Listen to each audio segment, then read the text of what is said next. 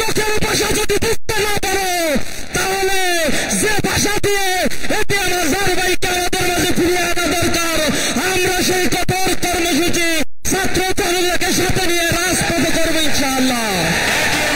ইসলামকে অনতি বিলম্বে যদি মুক্তি দেওয়া না হয়, জামাতের নিবন্ধন এবং জামাতের মার্গ ন্যায় বিচারের পথে দাঁড়িপাল্লা যদি অনতি বিলম্বে ফিরিয়ে দেওয়া না হয়, আমরা মাননীয় আমির জামাতের নির্দেশ চাইব। আপনি যদি বলেন প্রতিদিন সকালে একবার বিকালে একবার ঢাকার 130টা প্রশাসনিক ওয়ার্ডে আমরা মিছিল করব, বিক্ষোভ করব, ঢাকাকে অচল করে দেব। আমরা জিজ্ঞেস করতে চাই, কোন কারণে বাংলাদেশের জীবিতদের মধ্যে সবচেয়ে নিপীড়িত নজরুল জননেতা এটিএম আজহারুল ইসলামকে মুক্ত দেওয়া হলো না? যে ছাত্র জনতা বাংলার এই জনপদে তাদের রক্ত ছড়িয়েছিল, তারা আশা করেছিল জুলাই পরবর্তী এদেশে যত বিচার জুলুম নির্যাতন নিষ্পেষণ হয়েছে তার মূলোচ্ছেদ করে একটি সুন্দর সমাজ বিনির্মাণ করার জন্য আমরা এদেশে যারা রাষ্ট্র গঠন করবে তাদের দেখতে পাব। কিন্তু বিস্ময়ের সাথে আমরা লক্ষ্য করছি অনেক রাজনৈতিক বন্দীকে মুক্তি দেওয়া হলো, অজানা কোনো কারণে আমাদের প্রিয় নেতা এটিএম আজহার ভাইকে এখনো পর্যন্ত আমাদের মাঝে ফিরিয়ে দেওয়া হয়নি। আমরা সরকারের উপদেষ্টাদের বলতে চাই, আমাদের হৃদয়ের ভাষা আর চোখের ভাষা যদি বুঝতে না পারো, তাহলে যে ভাষা দিয়ে এটিএম আজহার ভাইকে আমাদের মাঝে ফিরিয়ে আনা দরকার, আমরা সেই কঠোর কর্মসূচি ছাত্র জনতাকে সাথে নিয়ে রাজপথে করবো ইনশাআল্লাহ।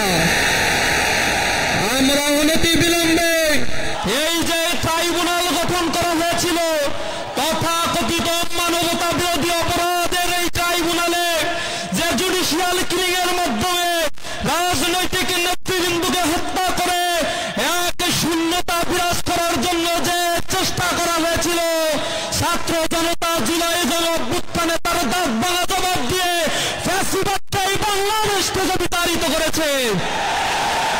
আমরা এই জুলুম নির্যাতনের নিষ্পেষণে যারা কারাগারে ছিল তাদের সকলের মুক্তি দাবি করেছি। আমরা সহনশীল রাজনীতি এবং আইনের প্রতি শ্রদ্ধাশীল, তাই আমরা দাবি করব অনতি বিলম্বে এটিএম আজহার ভাইকে আমাদের মাঝে ফিরিয়ে দিন। সকলকে সমাবেশে উপস্থিত হওয়ার জন্য ধন্যবাদ জানিয়ে শেষ করছি। আসসালামু আলাইকুম ওয়া রাহমাতুল্লাহ। বর্তমান রাষ্ট্রে যারা আছেন তারা যে কোনো কারণে এখন পর্যন্ত ব্যর্থ হয়েছেন। যে রায়ের বিরুদ্ধে আন্তর্জাতিক সকল মানবাধিকার সংগঠন বলেছে এটা কোনো বিচার হয়নি, ক্যাঙ্গারু কোর্ট ছিল। আজকে ব্রিটেনের সর্বোচ্চ আদালত বলেছে এটা যোগ সাজসে এখানে বিচার করা হয়েছে, ন্যায় বিচার বলুণ্ঠিত হয়েছে।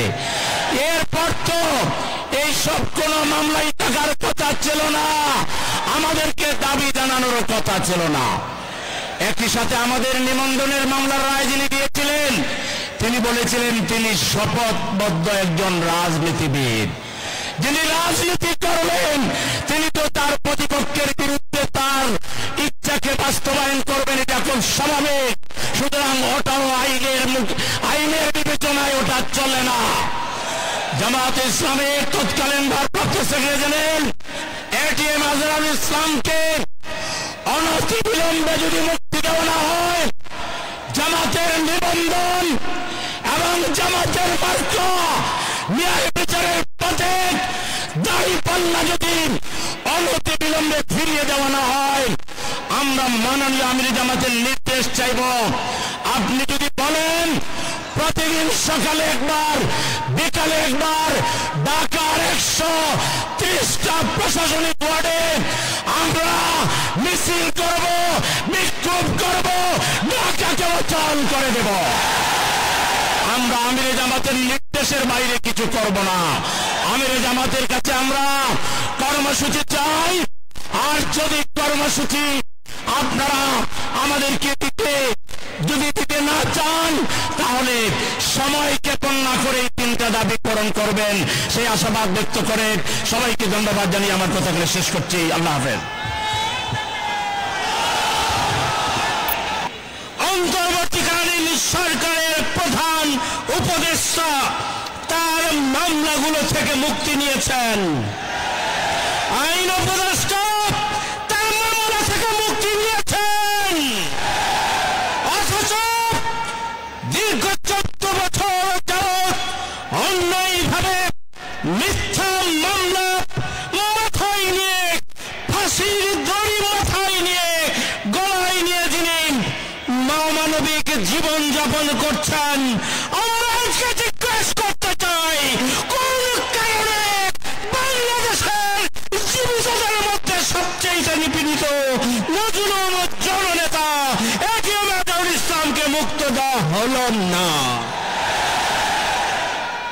আমরা জানতে চাই এর পিছনে কোন ষড়যন্ত্র রয়েছে। আমরা ধৈর্য ধরেছি 6 মাস 10 দিন, আমরা রাজপথে আসি নাই।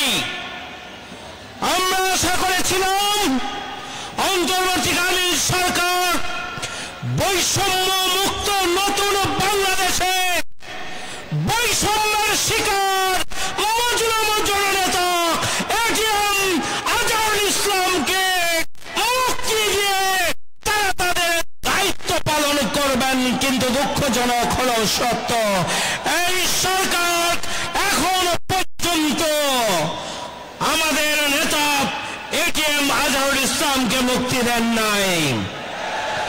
আজকের এই সমাবেশ থেকে আমরা অবিলম্বে এটিএম আজহারুল ইসলামের মুক্তি চাই। আমরা জামায়াত ইসলামী বাংলাদেশের নিবন্ধন আমরা ফিরে পেতে চাই।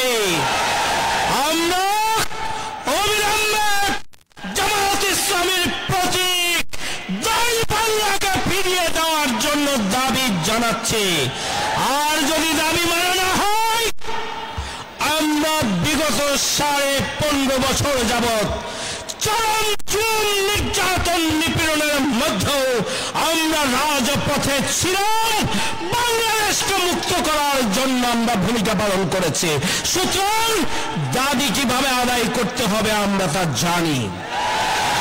সংগ্রামী ভাই বন্ধুগণ, এ পর্যায়ে আপনাদের সামনে বক্তব্য রাখছেন আজকের এই ঐতিহাসিক জনসমুদ্রের সংগ্রামী প্রধান